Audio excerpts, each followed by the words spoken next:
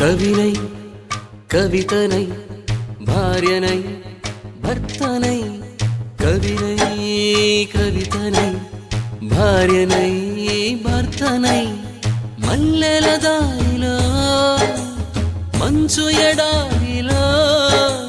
మల్లెల దారిలో మంచు ఎడారిలో పన్నీటి జయ గీతాల కన్నీటి జలపాతాల నాతో నేను అనుగమిస్తూ నాతో నేనే రమిస్తూ ఒంటరినై అనవరతం కంటున్నాను నిరంతరం కలల్ని కథల్ని మాటల్ని పాటల్ని రంగుల్ని రంగవల్లుల్ని కావ్య కన్యల్ని ఆడపిల్లల్ని జగమంత కుటుంబం నాది